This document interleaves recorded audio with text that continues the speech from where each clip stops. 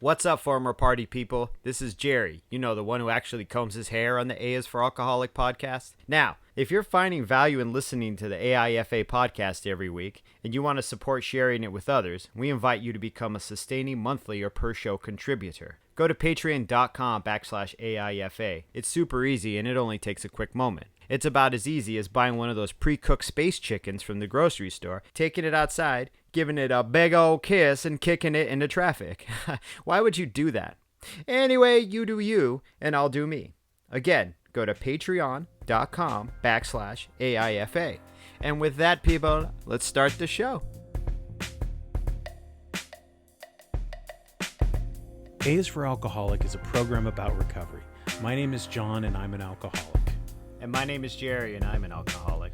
Join us as we go through the alphabet of alcoholism, one letter at a time. And we're back. Yes, again, this is the final show of our, what we're calling our second season. This is our second round through the alphabet. Very excited. But first, as always, we are brought to you by the Green Camel Press, greencamelpress.com. I sold my first t-shirt, Jerry, to somebody the other day who wasn't a relative and who wasn't a friend. Mm-hmm. And we were doing these, we do these sort of street fair kind of things, and we go out and we peddle our wares out on a big 6-foot table and talk to weirdos and strangers and people who are out just cruising. And I had this weird old wizard in a walker, like long beard, and he came by and he's all green. He says, "Do you know where the word gringo comes from?" And I was like, "No, sir." And so he begins to tell me some story about Marines in Mexico and wearing green, and how I couldn't follow it all, and I don't know the origin of the word gringo, but it was very, very bizarre. So these are the types of people that come by these places. But I had this one older gentleman.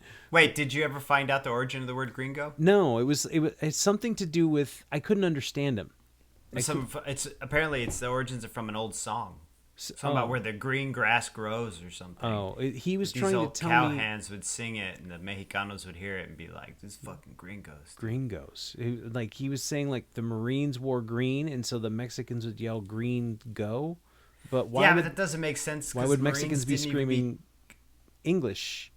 Also, the Marines weren't a thing until like the South Pacific. Yeah, like I don't World know. War II. Anyway, I don't know what this meant. So there's just lots of strange people. It's just always bizarre. And this woman comes up. She's like, "I rode a camel in Cairo once." Did you sell her a shirt too? No, I didn't. I just had some guy, I think he was kind of tipsy. He was probably like 55, had his sunglasses on, walking through with his wife. He picks up the shirt. He's like, "This is nice and soft." And I said, "Yes, it is. It is. It's very soft. They're beautiful." And I was like, "You try it on if you want." It's like, you got to meet him in there. And so he's like, and he bought one. I gave him a greeting card to go along with it. And he was very happy. Yep, there's your first investor right there. You're in Napa, so it's one of the Shark Tank guys. I don't know, man. Like, he's got to be walking around with that beautiful bright green camel shirt. So go to greencamel.com and get yourself a shirt and be amongst some very, very select few. Yes. The upper echelons in society. Yes. Have you listened to any of my other podcasts, Jerry, this week or last week? Mm-mm. No. You haven't heard from Walter talk about giving away magic tricks and Coco the bear? No. I haven't had a chance. I haven't had the opportunity. All right. Well, we also, if you listen to podcasts, you should listen to our other sibling podcasts. We do, I do one with our friend Walter called Gluten is Not Your Problem, and his very unique childhood. And then one I do with my girlfriend, and we talked about called Rashida and John, and we talked about our like daily routines in the morning, or sometimes how they're not always routine, the things we like to do, the things we try to do, and whether it be exercise and diet and how that shifts. I mean, I'm just saying, like, it's not always, I know. You have this conversation with a couple. Yes.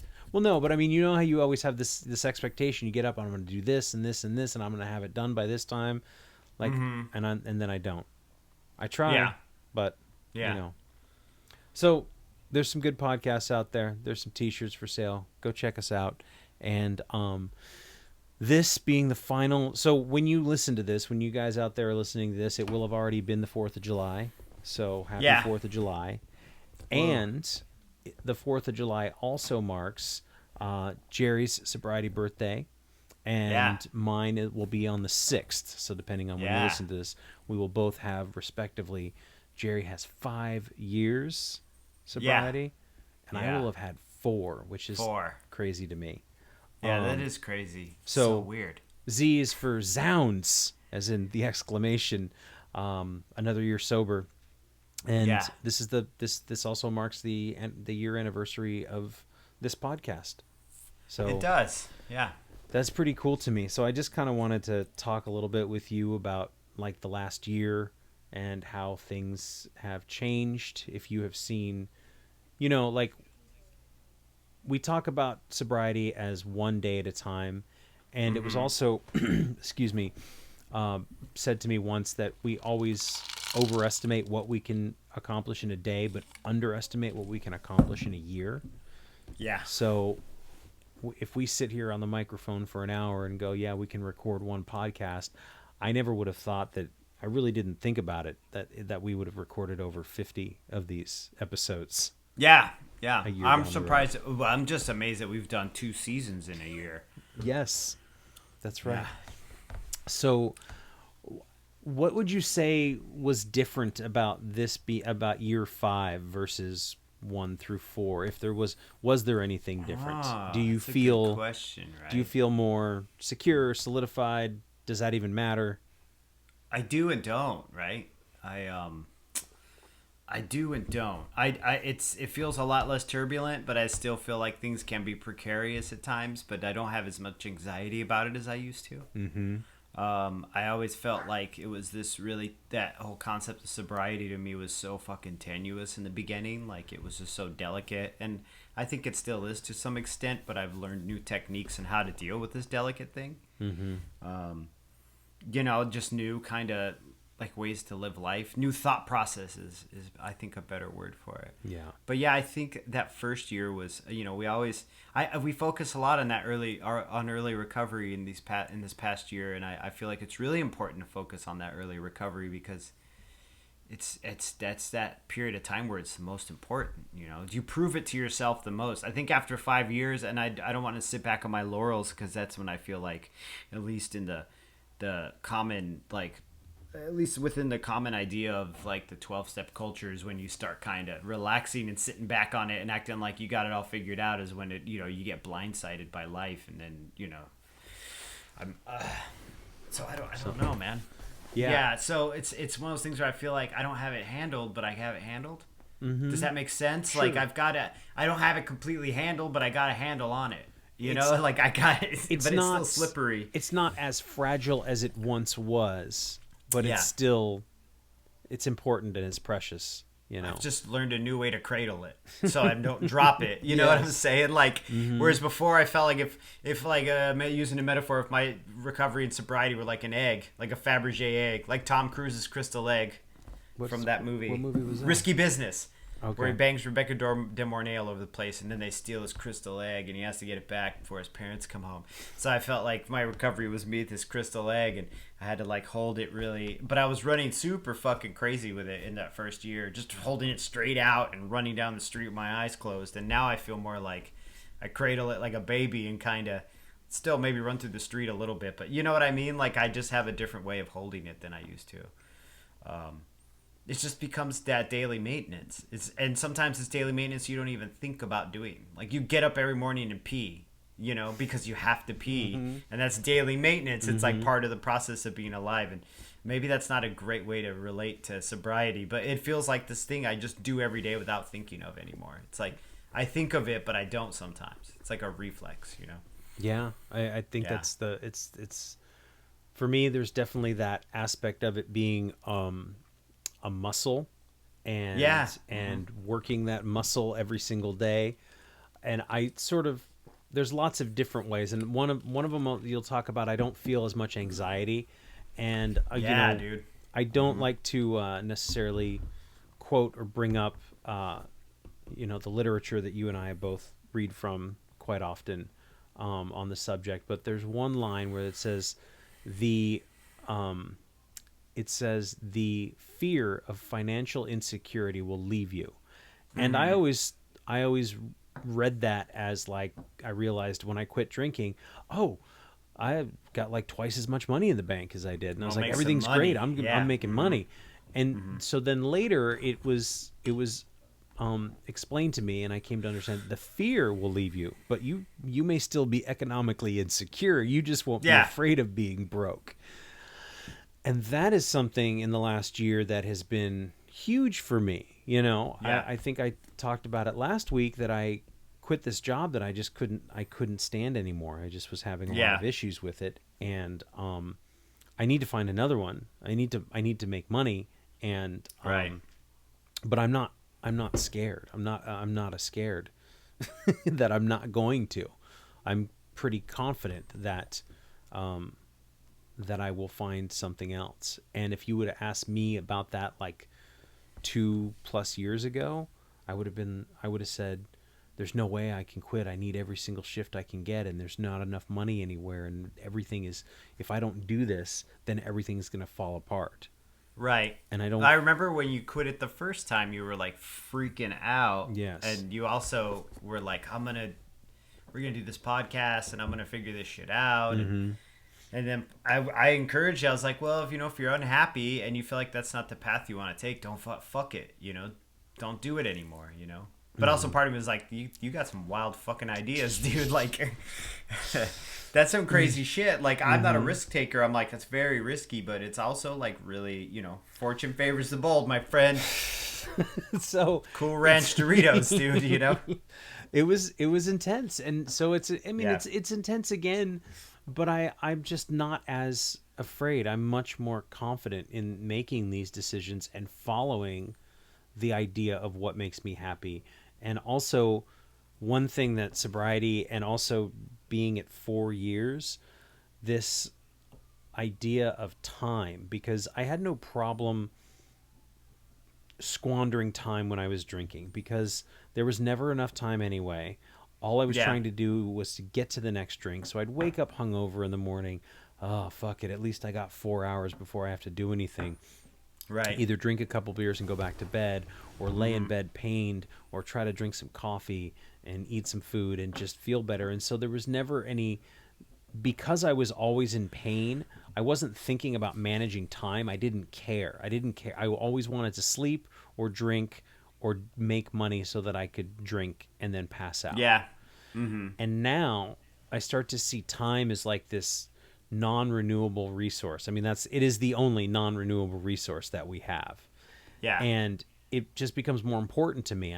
I start thinking, well, I'm 42 years old, and then I'm gonna be 43. All things willing. Like, well, how do I want the next year of my life to be?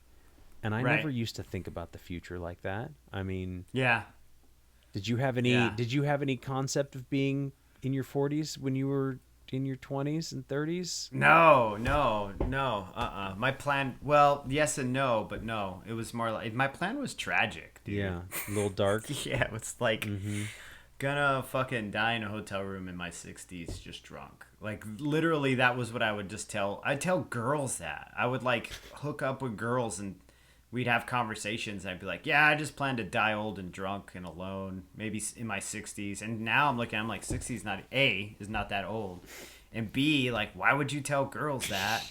And C, like, that is such a whack fucking plan. Do you know what I'm saying? Like, other people I talked to were like, oh, I want to have a family and children and grandkids, in our 20s or whatever. Or just, hey, I just want to keep partying until it's not fun. And I would just be like, yeah, I'm going to fucking die like Bukowski or whatever stupid thing. And I really believed it, though. Like, no, man. But, I was talking to my wife about this yesterday. We had a long drive. We drove like 2 hours to the coast. So we talked. Actually, I talked to her for 2 hours because she's a great listener, But I was talking about this conversation you and I had on this podcast. And I was like, dude, I never had a plan. Like, I've never really had a plan. And I was telling John about this. And, Yeah, like I still understand how people can say, okay, this is what I want to achieve and accomplish within the year. Like, to me, that's fucking crazy. I'm like, really? Not crazy like you're insane, like crazy like it's out of my perception. Like, it's just out of my whole fucking way I live my life. Like, I just kind of I literally live 24 hours at a time. Like, sometimes, like, and it's probably not a great model to, for my daughter. I'm like, hey, you should definitely plan some shit out so you don't do it wrong like me. But yeah, like, a lot of my life is just one day at a time. It's like, what do I need to figure out today? Okay, I know that I need to pay rent by the end of the month, so that's my goal, is to make rent and bills, and then that's like, the long-term plans are weird, man. They're really weird. Yeah, I just don't even think about it. I have ideas. I definitely have romantic notions. But what kind of romantic notions? Anything man, you share? I'd love to like fucking ride around in a, man, I always loved the idea of the snowbirds, right? You know what a snowbird is? Mm-hmm. Tell us. They like travel from the snowbird are like older retired people that travel, they live in the Midwest. They're baby boomers, so they got, not all of them have a lot. Not all baby boomers have a lot of money, but these motherfuckers have a lot of money because they bought a house when it was worth a quarter and a loaf of bread or whatever. Went to college when you just paid with good intentions and flower power or whatever. So they fucking own a home in the Midwest. In the summer they live there, and in the winter they go down to Arizona or down to the Southwest. Their second home. And they would travel in this fucking motorhome. They'd have enough money for 2 homes and a motorhome. And I always thought, man, what a great idea that is. I'd love to be able to do that in my 30s and 40s. Like travel, not just travel, but travel between Oregon and Arizona and go back and forth. I always had romantic notions to do this. I got older, but then I had a kid, and like, kids have to go to school in the winter, so I can't be like, yo, we live in Arizona, you go to school in shitty old Arizona, in Tucson. You don't want to be homeschooling in the back of the Winnebago. No. That's probably a bad idea. Yeah, we have roots, but yeah.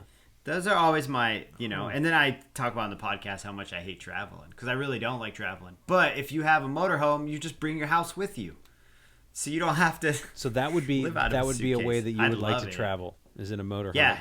Oh, it'd be scary because I also don't drive, so I'd need someone to drive it for me. So you'd like to be chauffeured. Yeah. Yeah, this plan is awful. Airstream. No. Yeah, this plan is not a great plan. It's a very selfish plan. The idea is good. I mean, that's the thing about plans, is you kind of just have to tweak them and adjust them. I mean, I think more about the future than I ever have. So do I lately, actually. It's been freaking me out, but yeah. When I think about what I want to have done by the end of the year, there's a lot of these art projects and the book that you and I are working on, and stuff like that. Maybe I didn't tell you that I was thinking about going to run a half marathon at Joshua Tree. We were kind of talking about this. By the end of 2019, or just by July of 2020? No, there's a half marathon on November 2nd in Joshua Tree at night. So you're in the middle of the California desert at night. You gotta bring a snake stick. I mean, there's a lot of people. It's just a broomstick without a broom on the end. That's all the snake stick is? It's a snake stick, critter stick, right? And you run and then just get back, snake. So yeah. when I thought about this, because I was just really excited, I was like, that'd be beautiful. It'd be out there. You wouldn't have any city lights. So you'd be able to see all the stars. It'd be gorgeous. Right? And it would be cooler because it'd be at night. And you've already run 8 miles. What's a half marathon? 12 miles? 13. 13? I did. That's only that's only a quarter more the length you've run already. Now imagine doing this hungover. Right. Just loop it back around to sobriety and recovery, Dude. That would be unachievable. There was no half plan. A block. No. Yeah. I didn't run. I remember one time, did I tell you this? Where my mom was coming to town, and I was going to try and train myself to get up early, because my mom was wanting to get up early. So I would like try to curtail like how much I would drink, and I would get up at 9 a.m. and I would walk like 4 blocks, and then I would come back, and I would end up crashing and going to bed. 4 blocks. You just walk like in Ballard, so you just walked like basically to the Circle K, buy cigarettes, walk back. Something pretty close. Yeah, I would go for maybe 5 blocks and get a cup of coffee and then come back. And I could never imagine like this idea of like running a half marathon, which just is out of the realm of possibility. but then you like, okay, I really want to do this. Well, what do I have to do? And then the plans start working backwards. Okay, well, where are we going to stay? Are we going to camp? And how much does it cost? And well, what? Then I was like, well, what does a training schedule look like? How much do I have to run each week? And then like, what does your hydration schedule look like? And like, there's all this. Can you shit. wear a Camelback or something? Yeah, you can wear a Camelback. They have like aid stations every 3 miles, so it's not super hardcore. You're not like, this is not. I don't want to say this lightly, like it's not that hardcore, but it's built to be fun, right? To be. I think you should do fun. it, and we should get A is for Alcoholic to sponsor it in some way, or put a shirt on you of a glow in the dark letters or something. Yeah, I was talking to somebody about maybe doing like not our listeners, just us. Yes. Yeah, a documentary. Yeah. Yeah. I don't know. You want to come down and film the thing? When is it? November 2nd. Maybe. I don't know. That wasn't even a line. Maybe. I'm like, maybe it'd be kind of fun. Do I have to run? No, you don't have to do anything you don't want. Can I just ride along you on a hoverboard or something, or like a? That won't work in the desert. It would just be me on a push scooter, just pretty much with my iPhone. You would have push scooter your iPhone. But yeah, so I was thinking about going with Nabil because he's a runner. He's the one who's kind of inspired a lot of this. But doing some sort of documentary about it and just kind of, I'll definitely wear some sort of A is for Alcoholic. That would be awesome. Yeah, we'll figure get a t-shirt made. We'll get the coffee mugs out. Yeah, who wants t-shirts? You guys let me know if there's merch. Did we talk about this?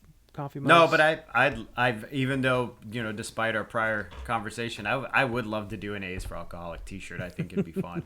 I do, and I know I'm like design work, but can I bring up a little bit of what you're talking about, the burnout and the?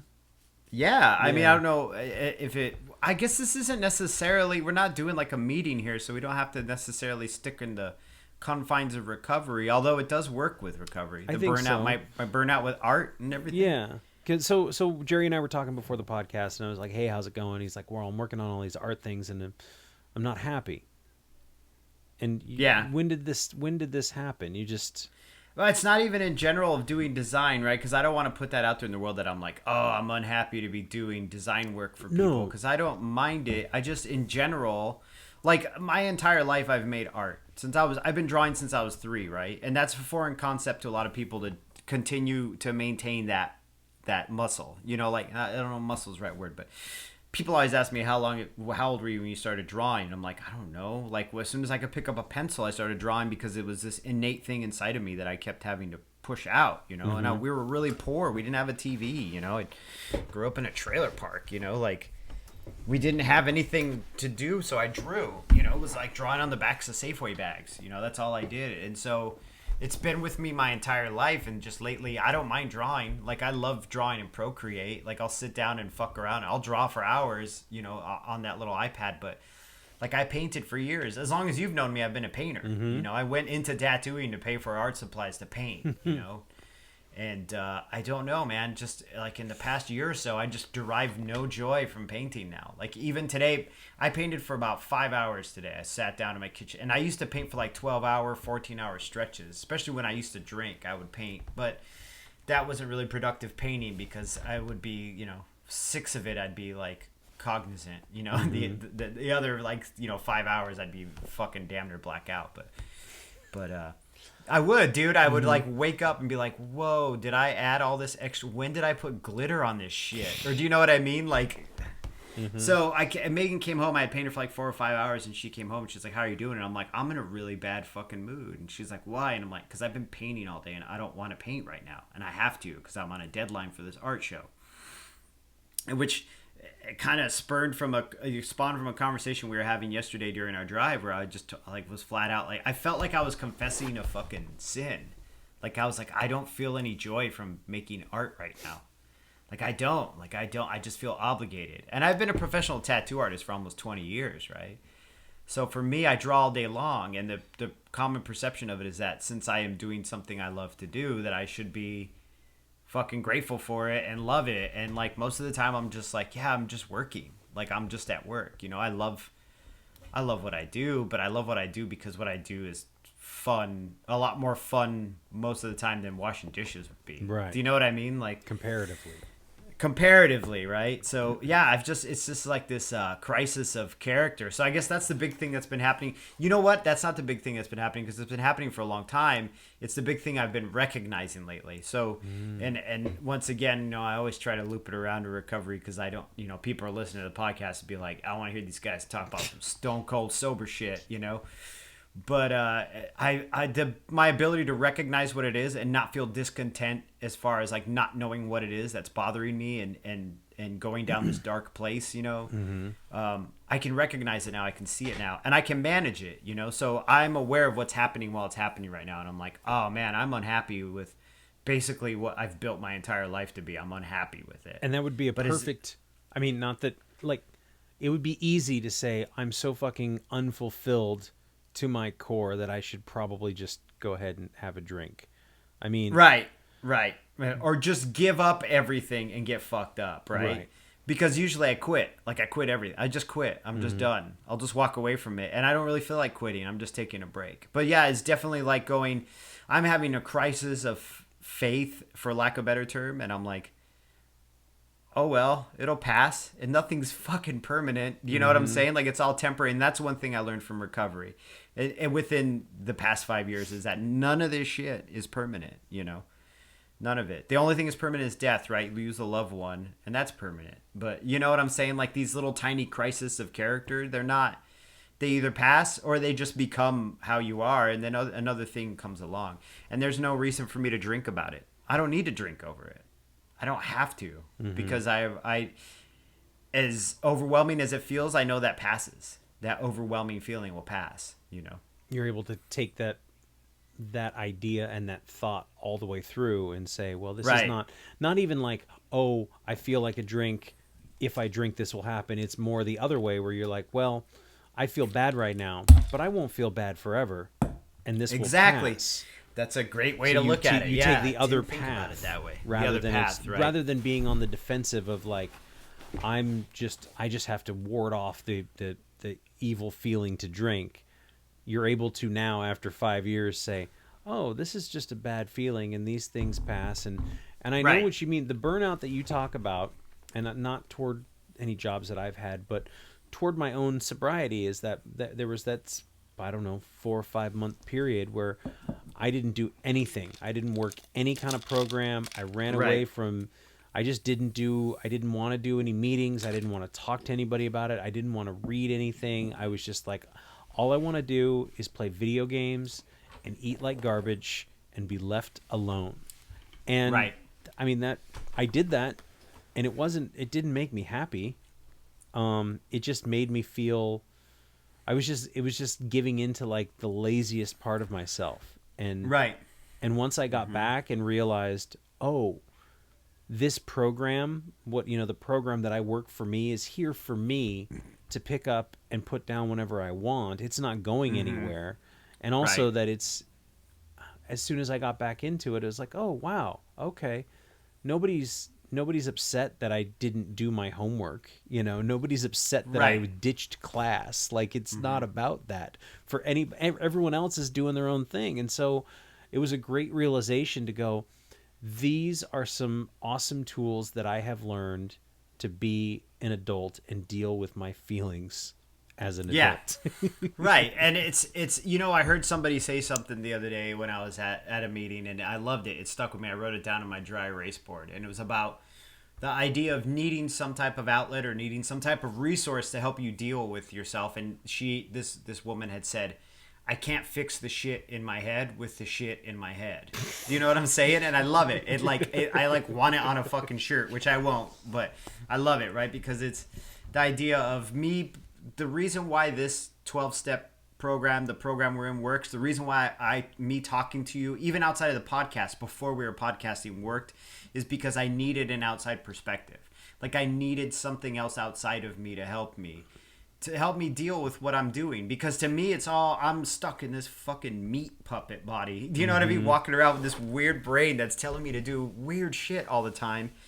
And I would just see my perspective, like your view of it's completely different. Some dude who I would never normally talk to in my life, I go into this little room with all these other people, and this dude has a completely different perspective on a problem I'm facing myself, or some type of, life, some type of thing that's going on in my life, So I love it.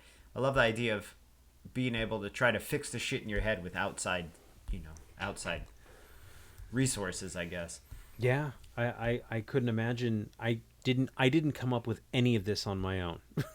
You know what I mean? It's like, neither of us did, right? And it's so funny because you and I think are really similar in that we're not diehard fucking program dudes. Like we work our programs.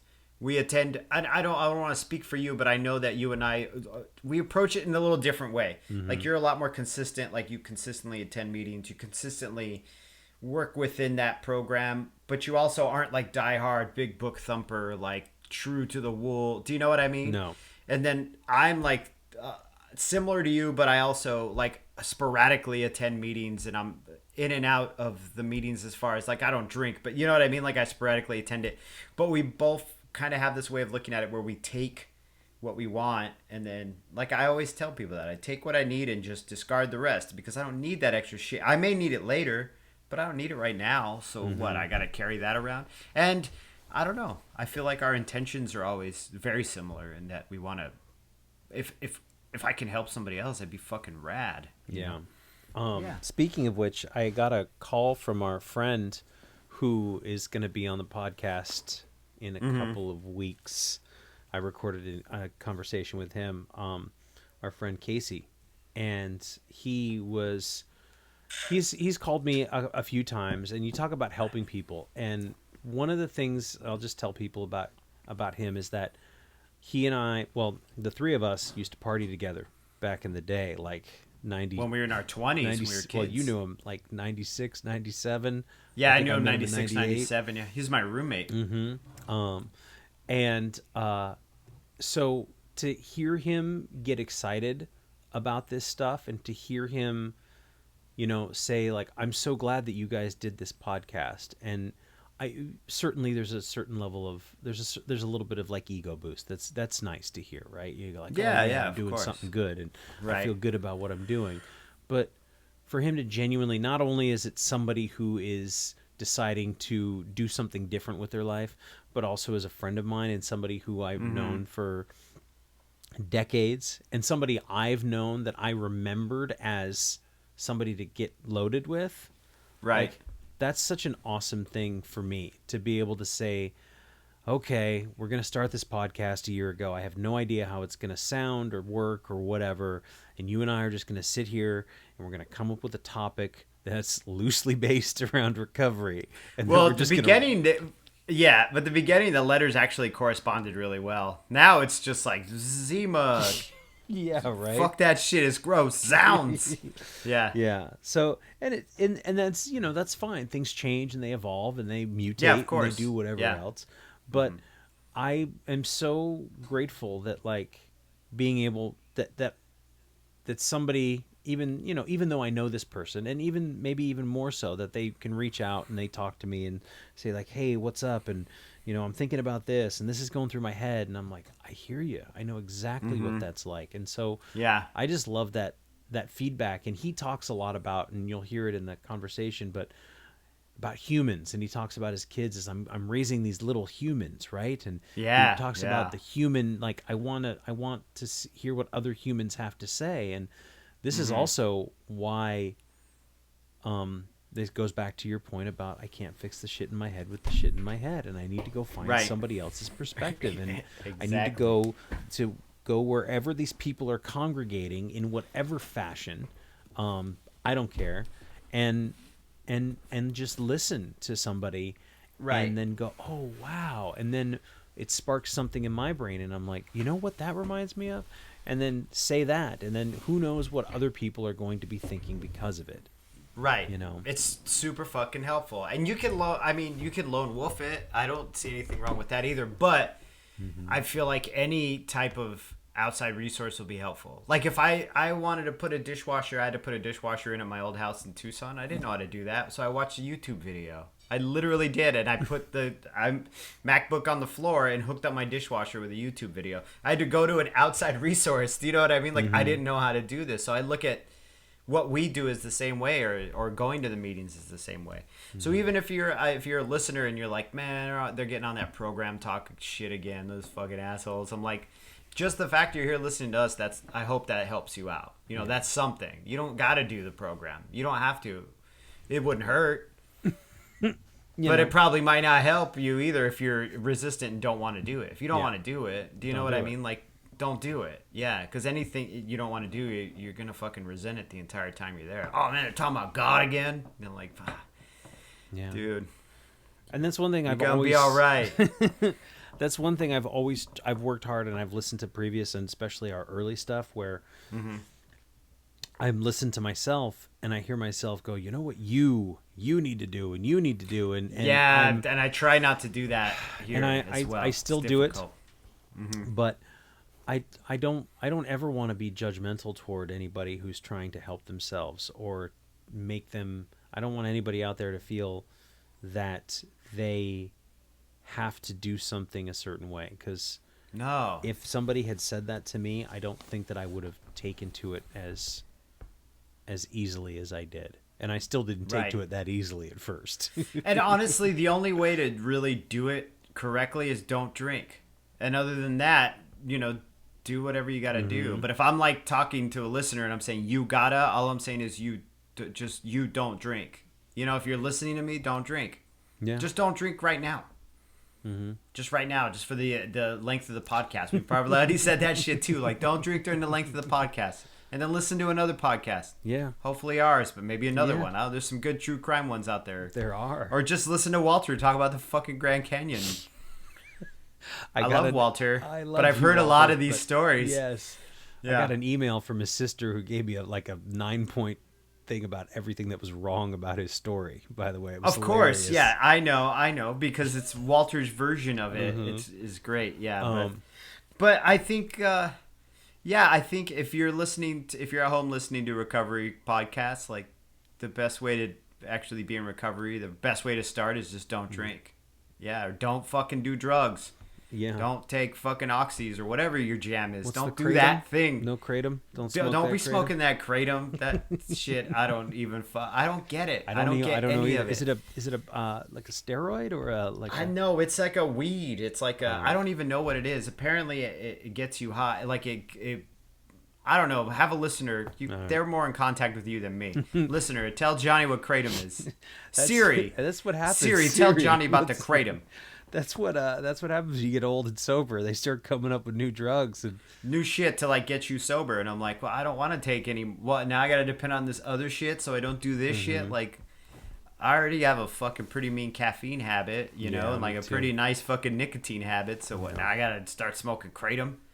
Give me a break. No. But yeah, man, it's just helping other people is, and this is something else that I heard today, and they said the crux of it was give without expectation. And I still hear these voices in my head. There's still a little part of me that is selfish and curious about what I can get from other people. Oh yeah. And I think in sobriety I'm starting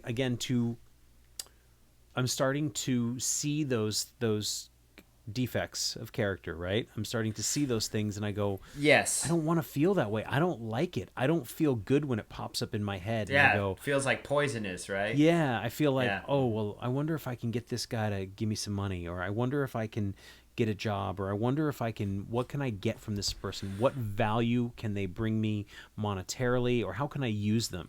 And it pops up. And it's not, only recently have I been thinking, I really want to get rid of that way of thinking. I really want to just I want to give without expectation. And then that's supposedly, right, when the real reward comes is from giving to people and not wanting anything back. Right. So it's and still that takes there. time, right? It takes time.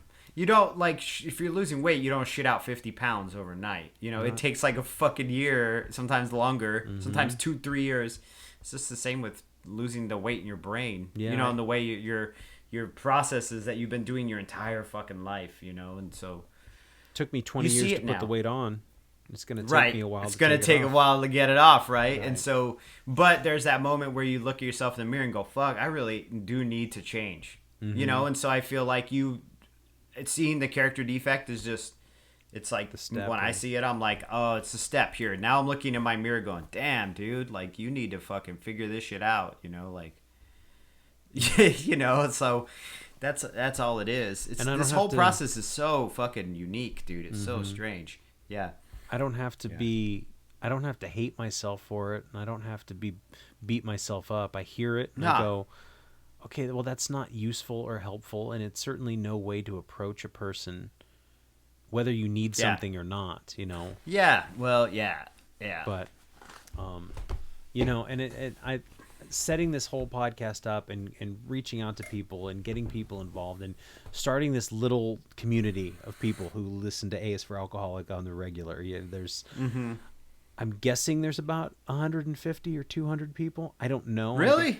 Wow. Yeah. I thought there was like 7. There's just 7 of them, and they're all living in the same fucking sobriety house. Well, because that's, I think sometimes they're all living in the same home, just recovery houses. Write me and let me know, because some of these things I'll try to read the data analytics on it, the analytics, yeah. And sometimes it'll be like, you got 28 people in St. Paul, Minnesota, or some place in Texas I've never heard of, or somewhere else, and I'm like, why did this one number jump up in this one little town in Texas? Right. And so is there some sober living house that I don't know how any of that works. There's this where they're like every Friday they're like, all right, it's time to listen to these 2 fucking dopes. Like, so I wonder if Jerry's some kind of goth surfer or something. Jerry is a goth surfer. Yeah, John just sounds like a nice white guy.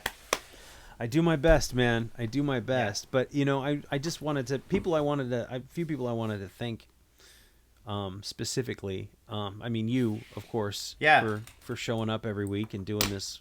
And, you know, my lovely girlfriend for being so super supportive and understanding and being just giving me space to do this stuff and saying, please go do whatever you need to do for yourself and your own sanity, and then come back and, you know, love me better, love me, right? You know what I mean, like that, right? And I imagine, you know, Megan's the same with you. Like, if you've got something, like, go. Well, dude, every time we have to do this podcast, like on Monday, I'm like, fuck, I gotta do this fucking podcast.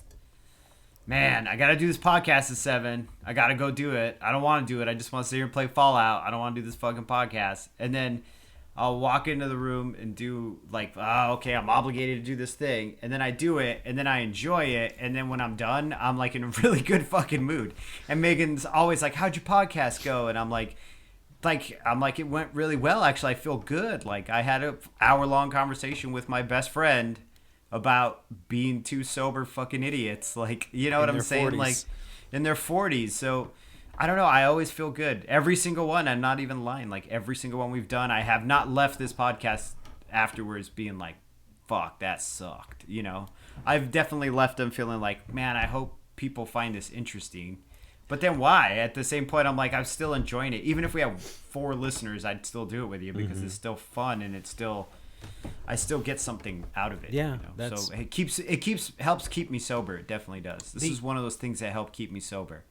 Yeah, me too. I mean, I don't want to say I base my whole week around it, but, you know, I've talked to you about whether I have to work schedule and stuff like that. Yeah, and I have to, you know, flex it or whatever, but it's really important to me to be able to meet up and talk with you and to listen to you and to hear you say certain things. And I go, oh yeah, I never thought about it that way, because as much as we've known each other for as long as we have, like, there's new shit, you know, rolling around in your head that I've never heard.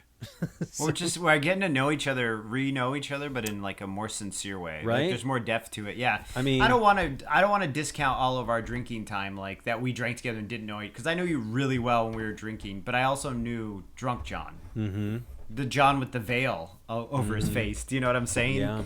And so now I know, like, who you are, like who you're meant to be. Like, I'm getting to learn that about you more and more, and I think it's rad. Yeah. Yeah. Well, I feel the same way, and I'm it's been so cool to like you said, to get to know you on a more sincere level, because in our drinking it was always like, well, the only thing we ever talked about were books, movies, music, and booze and people we didn't like. people we didn't like, right? Yeah. And so I'm not saying that yeah. you can't do all those things, but it just feels so much better to sit here and talk to you about like, oh, you're having a problem? Well, tell me about it. And I'm genuinely interested in like what's bothering you, you know? Yeah. Yeah. But you know, just everybody who's helped me along the way and given me opportunity to try, like, you know, sit here and figure out how to work all this equipment, you know, and just I've had a lot of people who have helped me, and people I've been able to reach out to and have the conversations with people on these podcasts.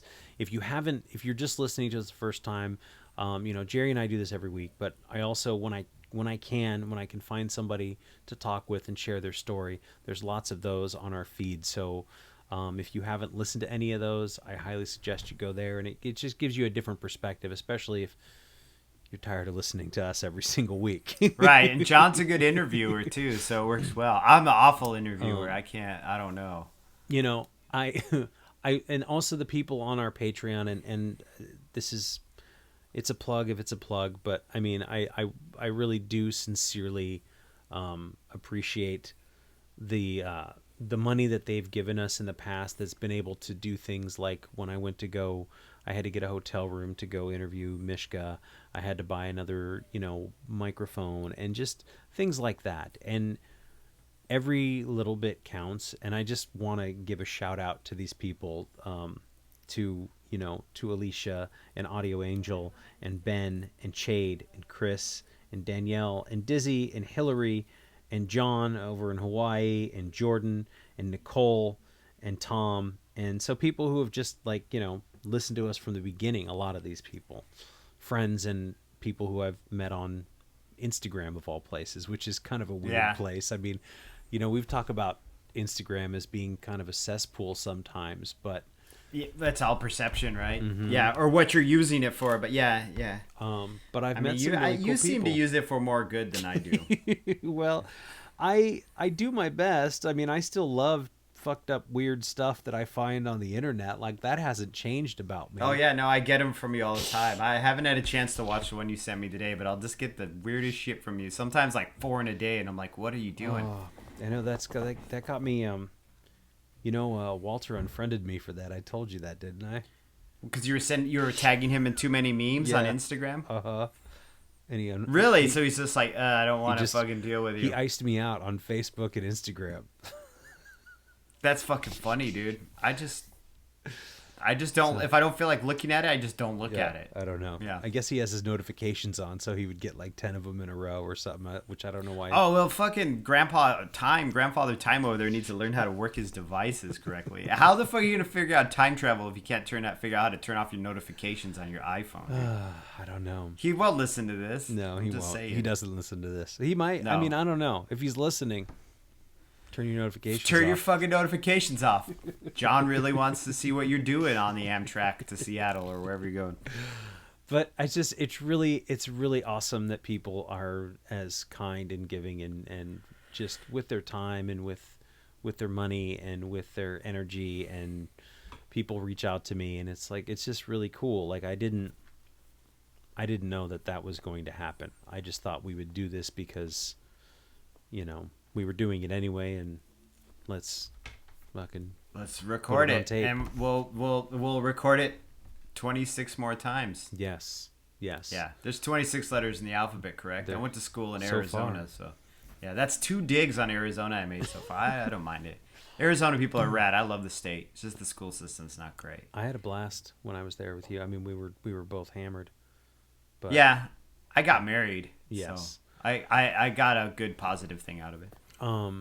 So I just have a lot of gratitude for the last year that we've done this. Absolutely, yeah. And fucking me deciding to quit my job and start a podcast is still insane. Not smart. No, just not very smart at all. Just a bad idea. Like, there was no plan other than that. It was just like, I don't want to work here anymore. I would rather do this. And it's like, okay, well, then this is what it is. Mm-hmm. So, but I have a lot of gratitude for the last year. I'm super excited to see like what the next year is, you know. And when you talk about things start opening up for you a little bit more, or when you were saying I can recognize those things and I don't have to drink over them, and even to the next level of like, what can I do to better myself because of them? Right. Because I don't know shit. In 5 years, I know some stuff, but I don't know shit. Mm-hmm. I know some stuff, but not all of it. And some stuff I'm talking about like a fraction of a fraction. Like I know how to wake up and be a kind of normal person throughout the day. Yeah, for the most part. Till I start talking about butt stuff or whatever it is, Mm-hmm. Maybe we should. You know what I was thinking this whole time? Tell me. Though you were being really sincere, is like maybe we should switch directions and just do like sober game reviews, and then, or we could just talk about games. Like remember when we were playing Fallout and you were like, "Does your character drink alcohol in Fallout?" And I was like, "No, not yet." You know, like because there's an option to drink alcohol. Remember that? And you're like, "Do you drink the alcohol in Fallout?" And I was like. I didn't even think about it. I was like, I don't actually. Like when I pick up the booze in the video game, like I don't drink it. Now I do. I did too. I keep the character fucked up the entire time now. Actually, I just keep shooting that kratom or whatever it is. Yeah, whatever it is. There's stim packs. It's not stim packs. It's like it's called Fury Fate or Fury or something like that. Yeah, I don't it's know. Fury, and the other one, the big one, is Psycho. Just my character's constantly doing drugs now, because it's funny to me. Right. But yeah, I remember thinking that was kind of like this. Should I make him drink or should I not? And like, what a ridiculous thing to be. But when you're early in it, because we were both like super. I had like maybe not even 18 months at that point. Do you know what I mean? Like, I don't even think I had 18 months. You had just had a few months, and you were like, should I make my avatar in this video game drink bourbon? Oh, and I was like, well, I don't, John. I don't. And I mean, like, okay. He smokes a lot, but you know. Mm-hmm. Yeah, how funny is that? Just the conceptions we had of it, you know, now. Like, there are certain things I couldn't watch, in the beginning, I couldn't watch TV shows without getting triggered. Like, I got triggered a lot in the beginning. Like, I would feel the anxiety and that rising itch now, and I don't get triggered as much. You know what? It doesn't feel like a trigger anymore. It feels more like a little push, like a nudge. Mm-hmm. Like, I'll see people drinking in a TV show, not every time, but every once in a while I'll feel this, like, nudge, like, oh, I remember that. I'm more conscious of it. Wish sure. I could do it like that. Yeah. You know, I wish I could do it like that, like the way they're doing it. Even though that's a completely made up fabrication. It's fucking fake. It's like watching Superman or Batman and being like, I wish I could do that.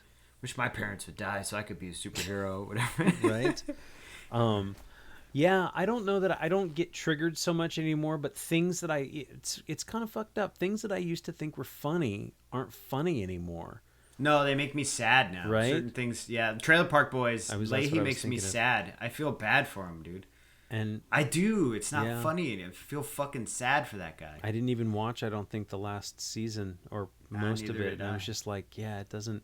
So I guess my tastes are kind of changing in that I seek out things that are more, whether it be media I consume or people I want to talk to or books I read, whatever it is, like things that are more sincere and things that are more heartfelt and things that are more, definitely more positive than they were before, when I always wanted to be on the dark side and it was kind of weird and creepy and like that was cool and fun. And I mean, I still look at it with fondness. Like I still listen to the music. I love that. But yeah, I don't really.